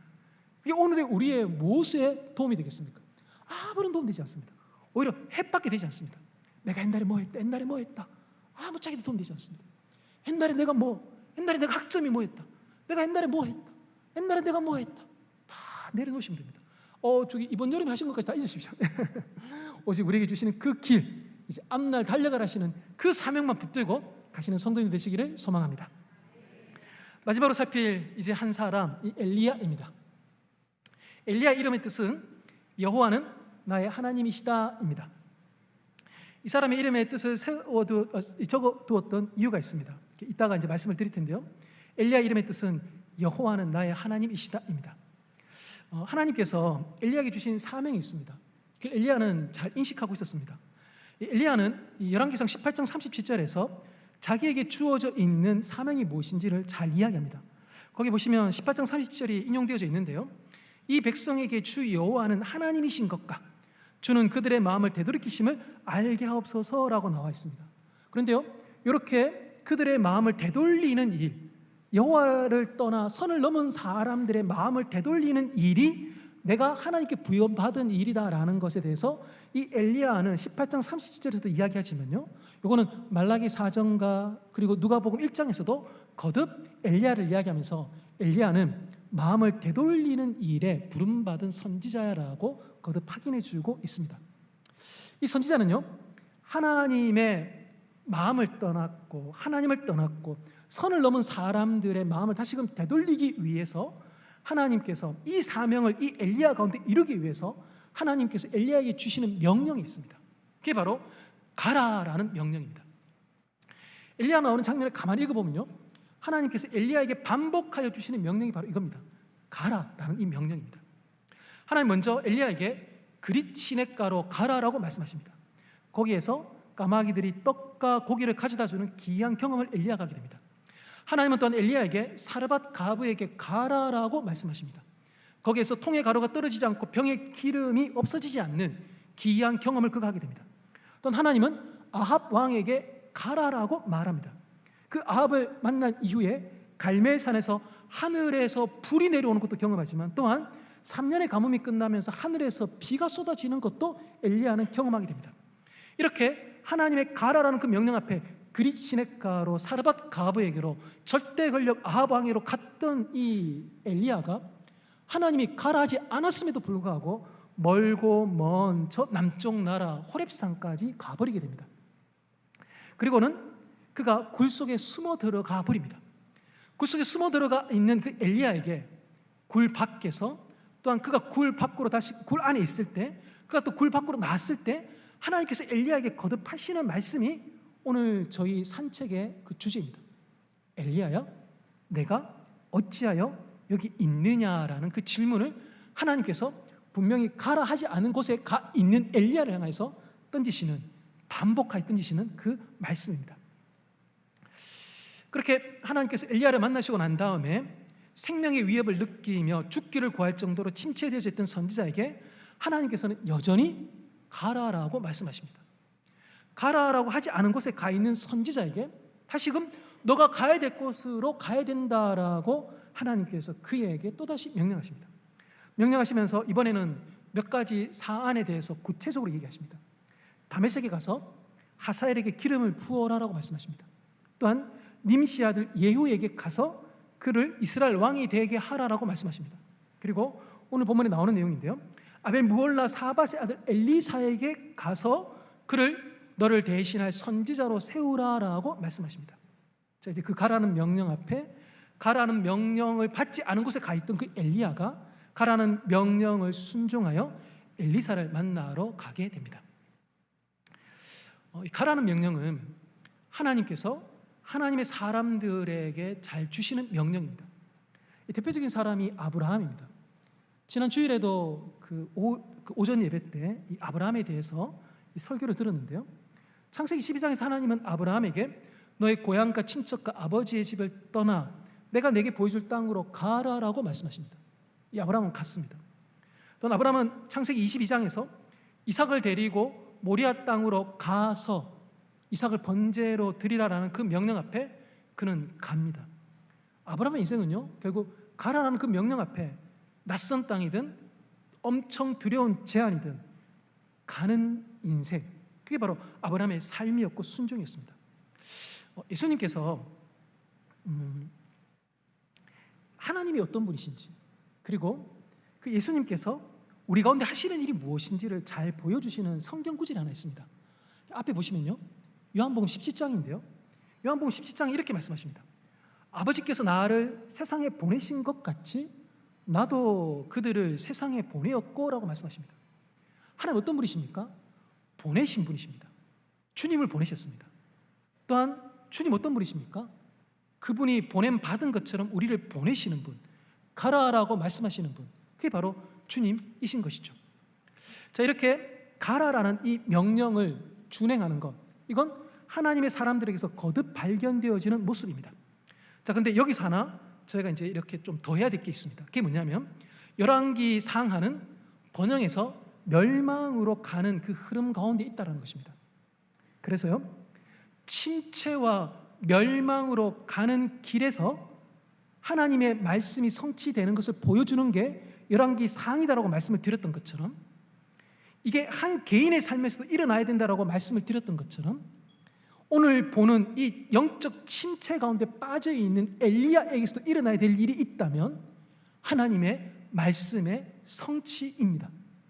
저희는요, 굉장히 좋은 조건에서 좋을 때 그 말씀의 성취를 기대하고 따르려고 합니다. 그런데요, 성경은요, 우리가 사망의 음침한 골짜기 가운데 있다 하더라도, 영적인 침체 가운데 빠져 있다 하더라도 하나님이 우리에게 주시는 그 가라라는 그 명령 앞에 순종함으로 그 말씀이 성취되게끔 하는 인생으로 우리를 드려야 된다라는 것, 그게 열왕기서를 통하여 우리에게 주시는 도전입니다. 성도는요, 이 엘리야의 이름의 뜻이 여호와는 나의 하나님이시다라고 이 뜻을 제가 말씀을 드렸습니다. 자, 그런데 여호와는 나의 하나님이시다는 이 고백이 좋은 조건에서만, 그때만 드리는 고백이 되어서는 안 된다라는 겁니다. 사망의 음침한 골짜기를 다닐 때에도 우리가 드려야 될 고백이 바로 이 고백이더라라는 것이죠. 그래서요, 여호와는 나의 하나님이시다는 이 고백을 우리는 이렇게 드릴 수 있습니다. 내가 영적인 침체를 겪을 때에도, 내 마음이 우울할 때에도, 몸과 마음이 최상의 상태가 아닐 때에도, 풀리지 않고 해결되지 않는 문제가 여전히 있음에도 불구하고, 기도가 아직 응답되어지지 않고 있음에도 불구하고, 재정적인 어려움이 여전히 해소되고 있지 않음에도 불구하고, 2023년 남들과 다르게 나는 내 인생 최악의 시간을 보내고 있음에도 불구하고 여호와는 나의 하나님이십니다라는 그 고백을 드리는 것, 이게 열왕기서가 영적 침체 가운데, 또한 그 하향 곡선을 긋고 있는 한국 교회를 향하여서 하나님께서 물으시며 던지시며 묵상하라고 초대하시는 주제인 것이죠. 왕국의 역사를 통해서뿐만 아니라 한 개인의 삶을 통해서도 우리는 침체되어져 갈 수 있습니다. 그 위대했던 그 엘리야 선지자가 나 이제 죽고 싶다라는 말할 정도로 그렇게 침체에 빠져 있을 때도 하나님은 그에게 가라라고 말씀하시면서 그 침체의 순간에도 너의 이름처럼 내 이 여호와라는 이름이 너의 인생 가운데 하나님의 하나님 되심으로 자리 잡게끔 만들라라고 그렇게 하나님은 요청하고 계시는 것입니다. 그래서요, 엘리야 이름은요, 하나님은 나의 하나님입니다인데 여기 하나 덧붙여야 됩니다. 하나님은 언제나 나의 하나님이십니다. 하나님은 언제나 내 영혼이 바닥을 칠 때에도, 내가 정말 죽고 싶은 그 심정 가운데 살 때에도, 아무도 내게 들어주지 않을 때에도, 좋겠네, 그분은 법정 스님 만나서 얘기 들었으니, 그런데 아무도 내게 들어주지 않는 그 순간에도 하나님은 언제나 나의 하나님 되십니다라고 고백하면서 그 모든 풀리지 않는 그 침체되어가는 그 순간에서도 그분의 명령을 따라 하나님 말씀이 내 삶 가운데 성취되게 하는 존재로 부름받은 것, 그게 바로 우리이고 교회인 것이죠. 바라건대 우리 성도님들께서 열왕기서를 묵상하시면서 침체되어 가고 있는 교회의 여러 조건과 상황 가운데서도 내 삶 가운데, 우리 교회 가운데, 우리 교회를 통해서, 내 삶을 통해서, 우리 가정을 통해, 이 시대를 통해 하나님 말씀이 성취되는 것을 목도하시는 은혜가 있기를 소망합니다. 결론적으로 제가 이야기 하나 하고 마치도록 하겠습니다. 앞에 보시면 사진 한 장이 있습니다. 그림 하나가 있습니다. 요한복음 2장에 가나 혼인잔치를 배경으로 어떤 화가가 그린 그림입니다. 잘 아시는 스토리입니다. 원래 저는 이제 성소유년 사역 이제 4년째를 이제 맞이해서 4년차로 이렇게 사역을 하고 있는데요. 올 초에 성소유년 사역을 생각하면서 제가 묵상했던 게 바로 요한복음 2장입니다. 더 좋은 맛을 내는 그 포도주, 이게 저희 묵상이었습니다. 그러면서 제 원래 표어는 그겁니다. 바로 여기 강의 안에 나오는 그 9번 타이틀입니다. 맞아, 이 맛이지. 맞아, 이 맛이지. 사역의 수가 더해져가면서 매너리즘에 빠지는 것이 아니라 이제껏 응당해왔던 그 강의들을 계속 하는 것이 아니라 이제는 묵상 강의 부탁받으면 눈 감고 할 수 있습니다. 눈 감고 할 수 있습니다. 자, 그런데 그런 가운데 제가 오만을 부리지 아니하고 묵상 사역을 말하지만 실제로 나는 더 이상 어떤 맛도 느끼지 않는 태보 가운데 빠져 있기를 저는 원치 않았습니다.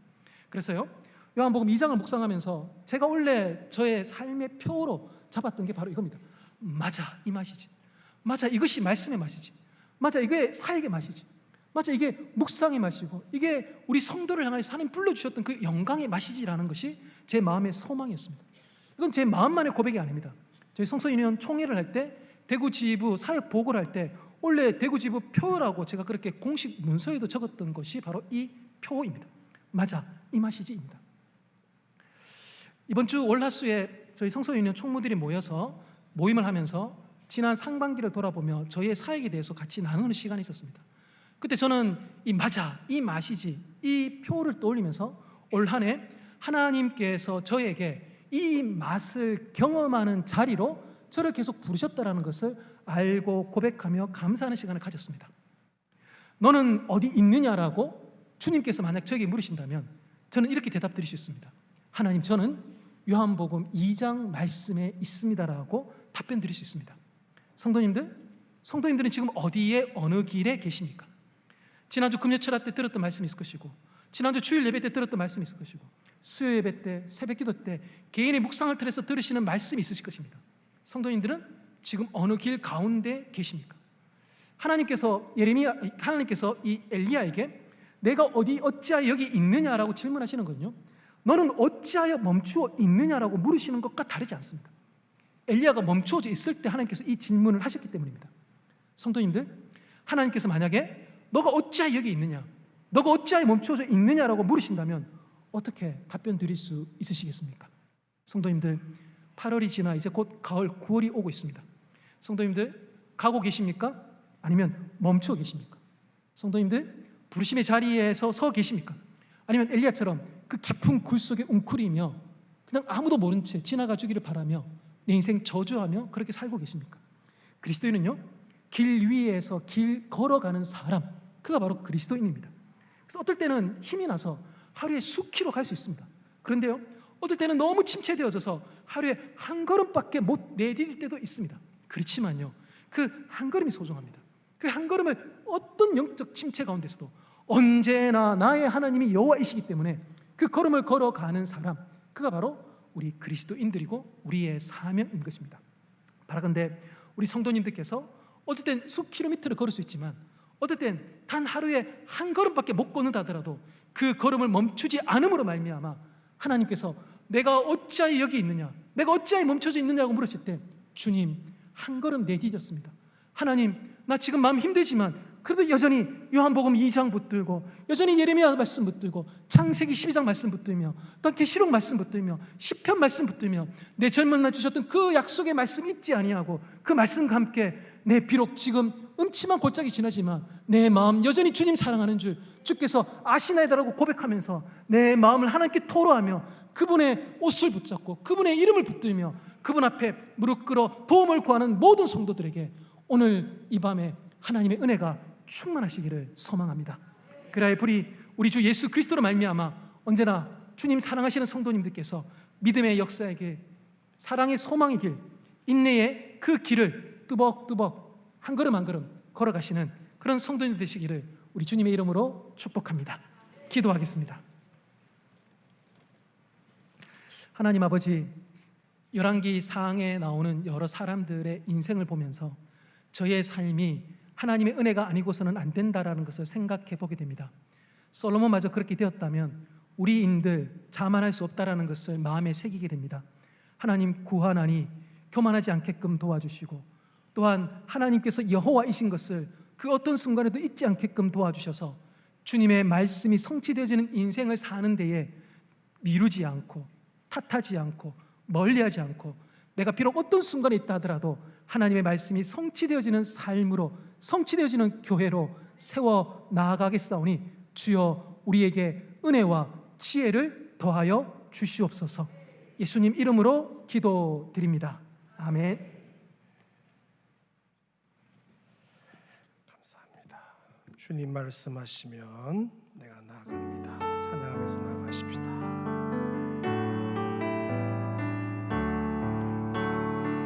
주님 말씀하시면, 주님 말씀하시면 내가 나아가리라. 주님 뜻이 아니면 내가 멈춰서리라. 나의 각오선이고 주님 뜻에 있으니 오 주님 나를 이끄소서. 주님 말씀하시면, 주님 말씀하시면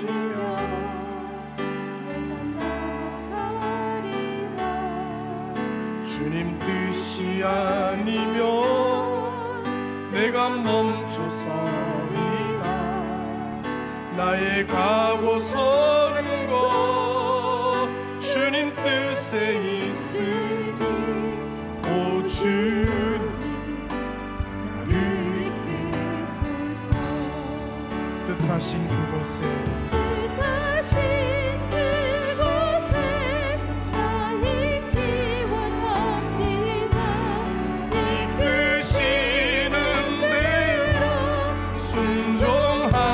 살리니 연약한 내 영혼 통하여 일하소서. 주님 나라와 그 뜻을 선포합니다. 뜻하신 그곳에 나 있기 원합니다. 순종하며 연약한 내 영혼 통하여 일하소서. 주님 나라와 그 뜻을 위하여. 오 주님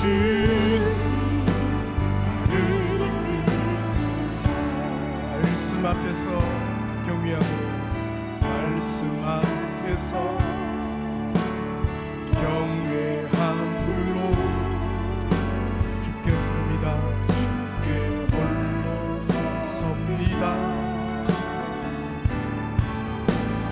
생명의 말씀 읽고 순종해 주를 예배합니다. 기록된 말씀 힘이 있어서 진리로 우리 거룩해 하며 거룩한 말씀 세세 영원히 복음이 되어 말씀하시네. 하나님 말씀에 들어왔던 자 그 말씀에 생명을 거는 자 한 사람 찾으시니 주님의 약속을 믿어 하나님 말씀에 운명을 거는 자 순종하며 주 따라가는 자 영원한 하나님 나라에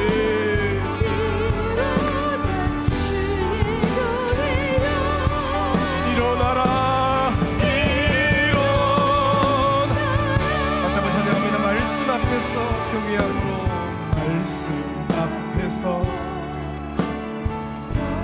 찬양이 기도가 되시고 기도가 찬양 되십시오. 주께 홀로 섭니다. 생명의 말씀 읽고 순종해 주를 예배합니다. 기록된 말씀 힘이 있어서 진리로 우리 거룩해 하며 거룩한 말씀 세세 영원히 복음이 되어 말씀하시네. 하나님 말씀에 들어왔던 자 그 말씀에 생명을 거는 자 한 사람 찾으시니 주님의 약속을 믿어 하나님 말씀에 운명을 거는 두손 높이 들고 찬양합니다. 순종하며 주 따라가는 자 영원한 하나님 나라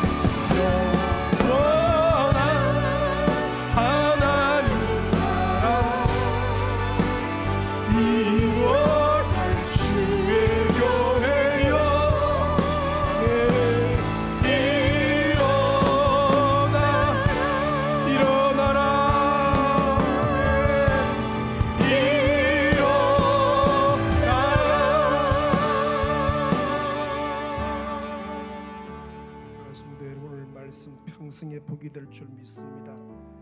말씀의 생명을 거십시다. 말씀 앞에 두려워 떨림으로 그 말씀에 순종하십시다. 어떠한 상황 속에서도 말씀 앞에 순종해내는 그 한 사람, 주님이 찾으시는 그 한 사람 되게 하여 주옵소서. 그런 9월, 10월 그런 하반기 되게 하여 주옵소서. 나는 말씀의 생명을 겁니다. 말씀에 내 운명을 겁니다. 말씀만이 확실하고 그 말씀대로 이루어지고 그 말씀이 역사하실 줄로 믿습니다. 믿음의 손을 높이 들고 주여 간절히 부르짖고 한 10여 분 통성으로 기도하며 나아갑니다. 주여, 하나님 아버지, 오늘 저희들을 부르셔서 말씀해 주시니 감사합니다.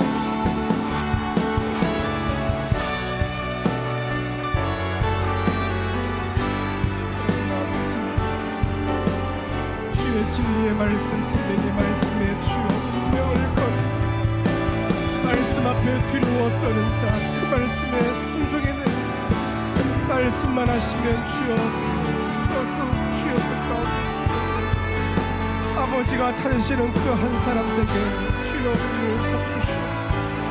어떠한 형편이 있든지 언제나 여호와는 나의 하나님이심을 고백하며 말씀 앞에 두려워 떨림으로 이 말씀대로 그대로 순종하되 선을 넘지 않게 하여 주옵소서.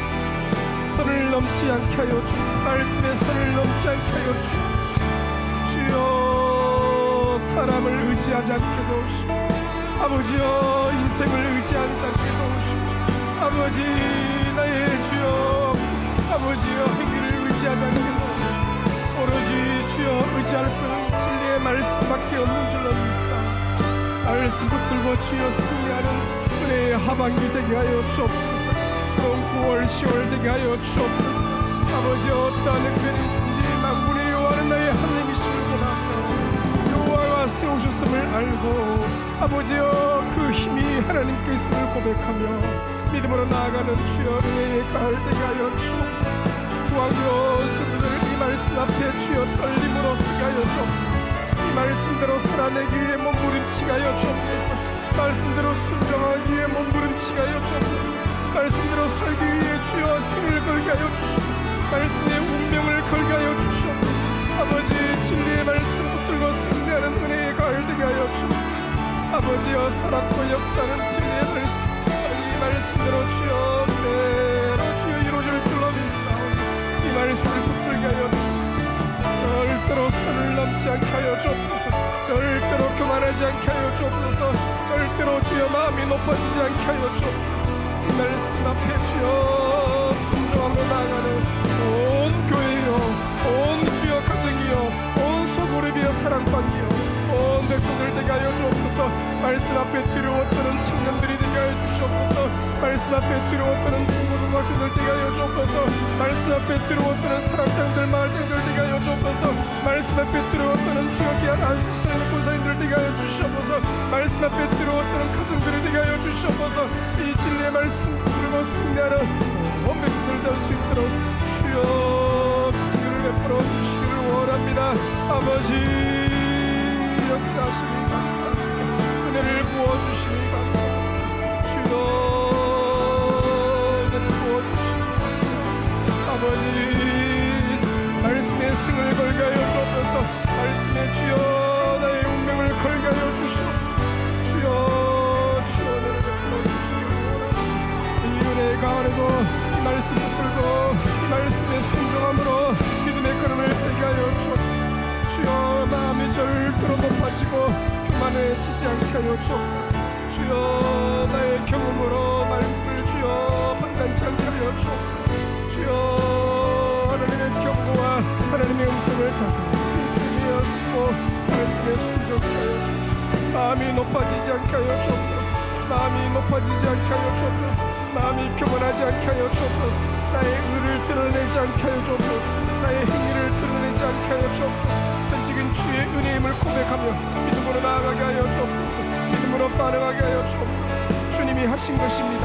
하나님이 하신 것입니다. 하나님이 세우신 것입니다. 하나님께 힘이 있어서 그 힘으로 행하신 일들입니다. 여호와여, 이 믿음의 두 기둥을 붙들고 아버지여 붙게 서게 하여 주옵소서. 온 성도들에게 주여 은혜를 다하여 주옵소서. 주여 역사하여 주옵소서. 말씀에서 벗어나지 않게 하여 주옵소서. 말씀에서 이탈하지 않게 하여 주옵소서. 말씀의 선을 넘지 않게 하여 주시옵소서. 오로지 진리의 말씀 붙들고 승리하는 백성들 주여 역사하여 주시기 바랍니다. 아버지 말씀하시니 감사합니다. 깨닫게 하시니 감사합니다. 성령께서 세미의 음성을 들려주시니 감사합니다. 주여 변질을 되지 않게 하여 주옵소서.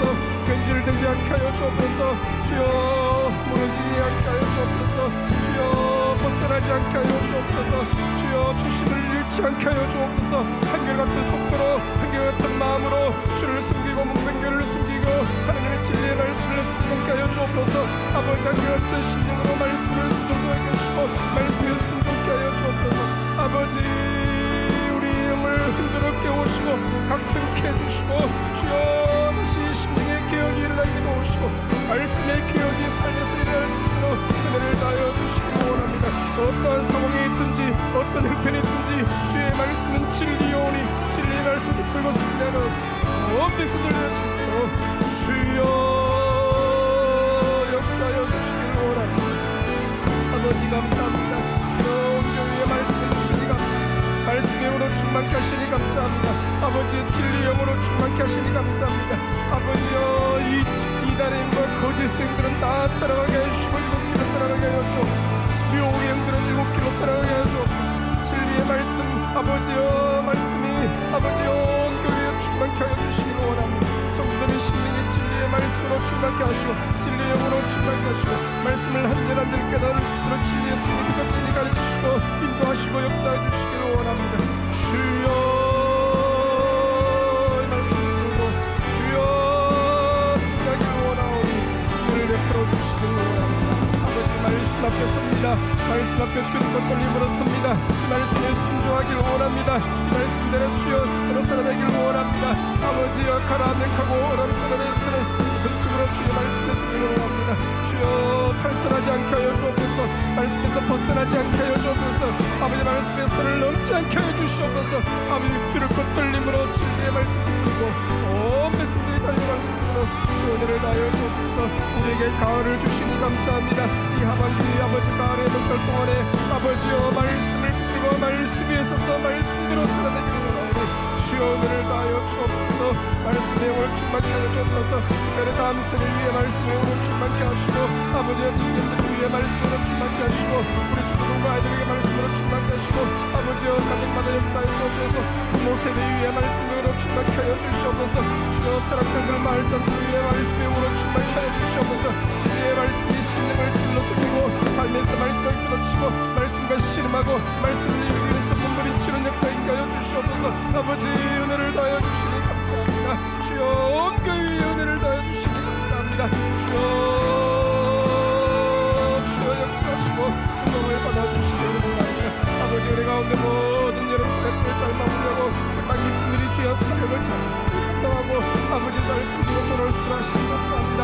아버지 특별히 베스트팀을 주여 눈동자 보호해 주시고 남조를 동행까지 주여 안전케 하여 주시옵소서. 주여 긍휼을 베풀어 주옵소서. 주여 자비를 베풀어 주옵소서. 은혜를 다하여 주옵소서. 주여 역사해 주시기를 원합니다. 아버지께서 그 사랑으로 충만케 하시고 은혜로 충만케 하시고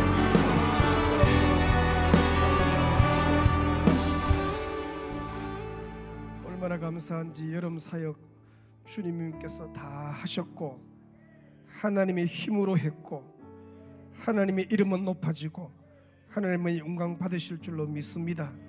우리 마지막 여름 우리 엑스구팀이 사역 중인데 주여 눈동자같이 보호하시고 지켜주시고 그 방문 자체가 선교사님이 큰 위로되게 도우시고 그 교회의 성도들에게 큰 격려되게 하여 주옵소서. 월요일까지 잘 섬기고 돌아오게 하여 주옵소서. 우리에게 귀한 가을 주시고 특별히 하반기 주신 것 감사합니다.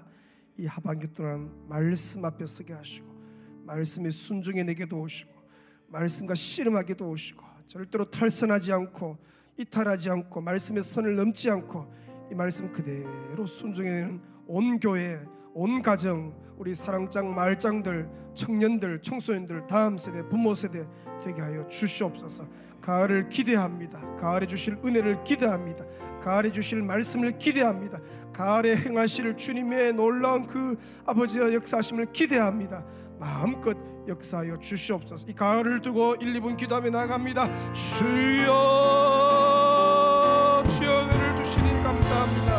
아버지 우리에게 귀한 여름 가운데 은혜 주시고 웃음하나 주여 모든 세대들이 주여 은혜 받고 특별히 국내에서 주를 잘 섬기고 어디든지 가는든지 주여 귀한 사명을 잘 감당하고 주의 은혜 가운데 주여 우리 땅 기술들 주여 잘 복사하고 주여 말씀하셔서 감사합니다. 주여 긍휼을 베풀어 주시고 아버지 우리의 성도님 주여 모든 걸음을 인도하시고 눈동자가 참고하시고 잘 섬기고 세우고 돌아오는 은혜를 다하여 주옵소서. 우리에게 가을 주시니 감사합니다. 은혜 주시니 감사합니다. 긍휼을 베풀어 주시니 감사합니다. 자비를 베풀어 주시니 감사합니다. 아버지 우리가 가을에 하나님을 깊이 경험할 줄로 믿습니다. 말씀과 씨름하며 말씀 앞에 말씀을 이루는 삶을 주여 어떤 고립 가운데 어떤 행동 가운데 어떤 연약한 가운데 있을지라도 진리의 말씀 붙들고 이 말씀과 씨름하고 이 말씀 앞에 순종해 내기 위해서 몸부림치는 은혜의 귀한 가을 되게 하여 주옵소서. 절대로 탈선하지 않게 도우시고 선을 넘지 않게 도우시고 이탈하지 않게 도우시고 변질되지 않도록 주여 붙잡아주시고 역사해 주시기를 원합니다. 우리 청년들이 청소년들이 다음 세대가 부모 세대가 온 교회가 아버지의 사랑방 식구들이 주여 이 말씀 앞에 아버지 두렵고 떨림으로 말씀에 순종이 되는 온 백성들을 되게 하여 주시옵소서. 아버지여 연약한 성도들이 있습니다. 치료하여 주옵소서. 이 시간 빛보다 빨리 찾아가신 병실에 입원해 있든지 아버지 수술을 앞두고 있든지 수술 중에 있든지 수술 이후에 병기하고 있든지 주여 역사해 주시고 치료의 강선을 말하시되 급속한 치료의 강선을 말하시고 깨끗하게 낫게 도우시고 주여 긍휼을 다하여 주옵소서. 주여 긍휼을 다하여 주옵소서. 실사랑으로 시간이 많이 되었지만 합심하여 기도할 때 하나님 연약한 자를 기억하시되 마음이 뒤로 물러간 자가 다시 힘을 얻고 일어서게 하여 주옵소서. 특별히 몸이 연약한 자를 이 시간 기억하시되 빛보다 빨리 찾아가셔서 병실에 있든지 수술을 앞두고 있든지 수술 이후에 회복을 기다리고 있든지 주여 치료의 강서를 바라여 주옵소서. 암덩어리가 떨어지게 도우시고 암세포가 다 주여 죽게 도우시고 회복과 치유의 역사 있게 하여 주옵소서. 주와 복음에 살 수 있도록 모든 환경들이 열리게 은혜를 다하여 주옵소서. 단임 목사가 이제 갔다 오니까 이 환우들이 많이 있어요. 기도하라는 사인이죠. 하나님께서 긍휼을 베푸셔서 치료의 강선을 바라시되 급속한 치료의 강선을 바라여 주시옵소서. 자기 몸의 연약한 부분에 손을 대고 믿음으로 기도할 때 주께서 역사하실 줄로 믿습니다. 주여 부르짖고 기도합니다. 주여 아버지 하나님이 우리 연약한 성도들이 있습니다. 마음이 뒤로 물러가는 성도들을 주여 힘을 불어넣으시고 용기를 주시고 담대케 하시고 손을 잡아 이렇게 세워주시고 다시 사명의 길을 걷게 하여 주시옵소서. 왔던 길을 되돌아가게 하시고 이탈한 길에서 벗어나서 다시 아버지여 정도로 진리의 말씀의 길을 붙들고 아버지여 주님 가신 그 길을 기대서 그 길을 끝까지 걸어가는 백성들 다시 은혜를 다하여 주옵소서. 연약한 성도들이 있습니다. 주여 이 시간 기회하여 주시옵소서. 수술을 앞두고 있습니다. 아버지 호스피스 병동에 있는 성도도 있습니다. 불쌍히 여겨주시고 은혜를 풀어주시기를 원합니다. 주여 치료의 강선을 바라여 주시옵소서. 급속한 치료의 강선을 바라여 주옵소서. 모든 암덩어리가 떨어지게 도우시고 암세포가 죽여주시고 아버지 오정육배 사제백년 따바라나 세포라나까지 주여 치료하여 주시고 역사하여 주시옵소서. 건강한 몸으로 주를 섬길 수 있는 환경을 열어주시옵소서. 강건케 하여 주시기를 원합니다. 믿음의 주여 진보가 있게 하여 주시고 믿음을 강건케 하여 주시옵소서. 세임을 칠배함으로 넣어주시옵소서. 은혜로 충만케 하여 주시옵소서. 아버지 파송하는 귀한 사람들이 있습니다. 아버지 귀한 선교사님 주여 귀한 아버지 우주가 주여 주여 축복하소서. 아버지여 자 다시 파송할 때 준비를 잘 쓰는 은혜를 다하여 주옵소서. 아버지 두 분 가정을 주여 축복해 파송합니다. 아버지여 귀하게 잘 섬길 수 있는 은혜를 도와주시고 승리하고 주여 다운 주여 복을 다하여 주시기 원합니다. 아버지 그 사랑으로 충만케 하여 주시고 신으로 충만케 치료하시니 감사합니다. 고쳐주시니 감사합니다. 회복시켜주시니 감사합니다. 주여 긍휼을 베풀어 주시니 감사합니다. 신사랑으로 충만케 역사하여 주옵소서. 마지막으로 기도할 때는 대구에 1600개 교회가 있는데 교회들마다 부흥의 불길이 다시 타오르게 하시고 생명 냄새가 진동케 도우시고 이 도성에 택한 백성들이 많고 열의 아홉이 주여 주께로 돌아와야 되겠사오니 이렇게 영적인 큰 어장 가운데 주여 전도의 불길이 타오르게 도우시고 생명의 구원의 역사가 일어나게 하여 주옵소서. 다음 세대들이 주께로 돌아오게 도우시고 청년들이 돌아오고 청소년들이 돌아오고 부모 세대가 돌아오고 장결자가 돌아오고 낙심자가 돌아오고 내일 모레 가까운 교회에 다 돌아와서 구원의 주님을 만나게 은혜를 다하여 주옵소서. 대구 백성 모두가 주여 구원 얻게 은혜를 다하여 주시옵소서. 교회들마다 부흥의 불길이 타오르게 달라고 같이 하면 기도하며 나아갑니다. 주여 아버지 대구 땅의 주님께 모든 교회가 은혜를 다하여 주시옵소서. 아버지 역사하여 주시옵소서. 긍휼을 베풀어 주시옵소서. 자비를 베풀어 주시옵소서. 교회들마다 생명 냄새가 진동하여 주시옵소서. 교회들마다 전도 운동이 있는 불길이 타오르게 해 주시옵소서. 교회마다 주여 말씀의 불길이 타오르게 해 주시옵소서. 교회들마다 기도의 불길이 타오르게 해 주시옵소서. 아버지의 역사가 일어날 줄로 믿습니다. 이 동성에 택한 백성들이 많고 아버지 주께서 구원을 주시기로 작정하는 대로 하는 줄로 믿사오니 대구 백성 모두가 구원 얻게 해 주시고 모두가 주께로 돌아오게 해 주시옵소서. 낙심자 장결자가 돌아오고 마음이 뒤로 물러간 자가 돌아오고 세례와 같이 받고 주여 믿음 떠났던 자들이 주께로 돌아오고 아버지 내일 모레 가까운 교회로 다 돌아와서 예수 품에 안기고 구원의 즐거움을 누릴 수 있도록 은혜를 다하여 주옵소서. 주님 품에서 안식과 쉼을 누릴 수 있도록 긍휼을 베풀어 주시기를 원합니다. 주여 역사하시고 주여 역사하시고 은혜로 충만하여 주옵소서.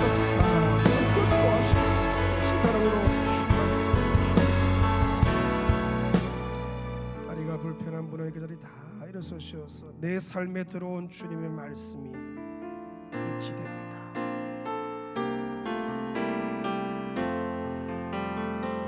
내 삶에 들어온 주님의 말씀이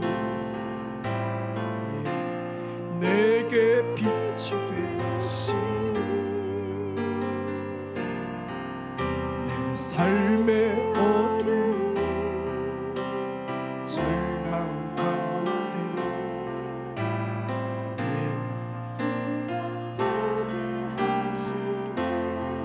내 삶에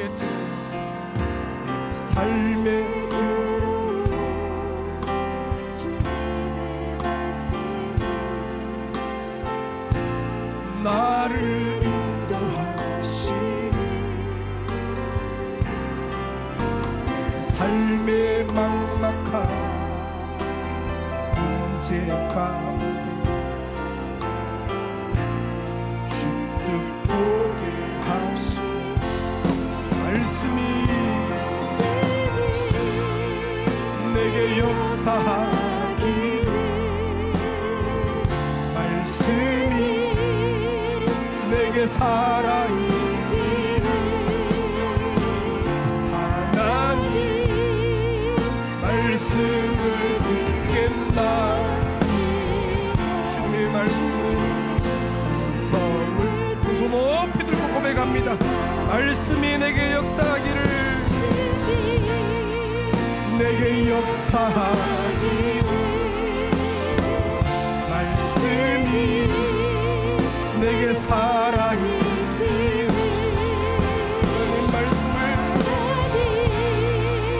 말씀을 듣겠다. 주님의 뜻대로 주님의 뜻대로 살겠나이다. 뜻대로 살겠나이다. 오늘 평생에 복이 되는 귀한 말씀 주시니 감사합니다.